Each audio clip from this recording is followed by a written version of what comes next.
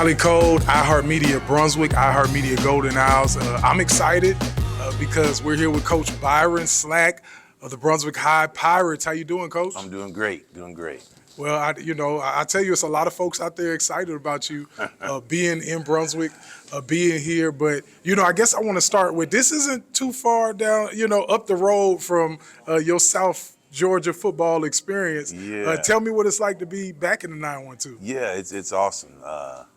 I spent, like you said, I spent 13 years down the road, and to be honest with you, I've stayed in this area longer than I've ever stayed anywhere in my life. 13 years. So I'm familiar with the area. I got friends up here in Brunswick that I've known since I came to the area in 2004 or 5. So I'm excited to get back on this side. I know what ball's like here. I know the type of kids, and I'm real excited about it. Well, everybody's excited, about you. I tell you, I got family in Camden and Waverly and Woodbine. They're like, "Oh, you got one."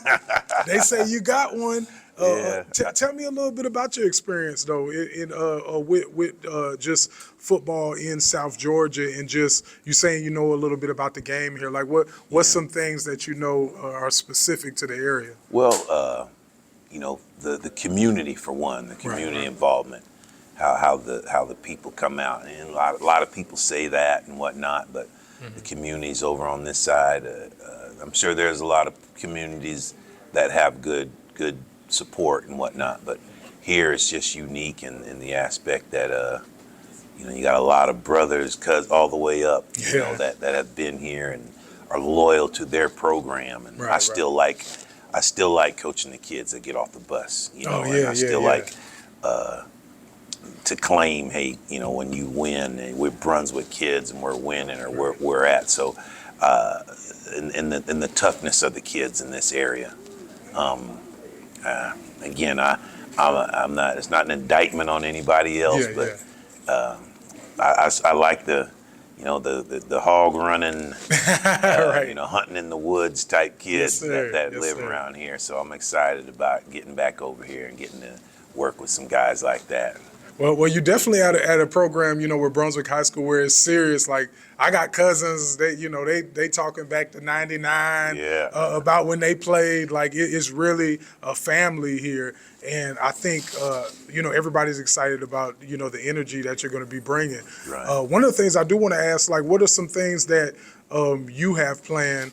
Just as far as football, as far as you seeing certain things that you could bring to the program. One of the other gentlemen asked me about what attracted me to this program. And, that's a good question. Yeah, that's a good Well, first and foremost, I told him, the fact they were 9-2 last year. These jobs aren't usually open, Right. But, I told him, and I watch film and I see some of the kids out there, and I see, their length and whatnot. And I was, as a coach, when you look, man, I wish I had that kid. If I had that kid, I'd put him in this position because he's perfect for this. He's perfect for that. And I've seen a lot of that with the kids when I watch film. We're in that weight room, and there's some tools in there that I'm excited about getting the opportunity to work with. I think they're going to like what we do defensively. We're high operating, man, fast attack defense, 3-4. We're going to bring pressure. We're going to slant. We're going to move. So I'll give some kids to get opportunities to make plays. And, I told them, the only two things that I have that are non-negotiables in our program is to love this program. Because I think, and I told them that, love is a word we're not going to shy away from. Okay. But we're not going to shy away from words like violence and tenacity and intimidation and stuff like that. I still think there's a place for that. I might be being pushed out with that thought process, but loving this program, because I think if you have an unconditional love for your program, that solves a lot. Solves some of the bad decisions you make. Solves some of the things on the field, off the field, in the classroom. If you truly love your program, that's one. And the other one is, man, when that whistle blows, that you going after somebody. I heard that. I told the kids, I got room for you if you'll do that. And no matter whether you're a starting senior or you're an incoming freshman, and your bite ain't but a little nip right now. Right. We're gonna teach you, and but as long as you're willing to do that, you're gonna have a spot with the Pirates. So, Hey.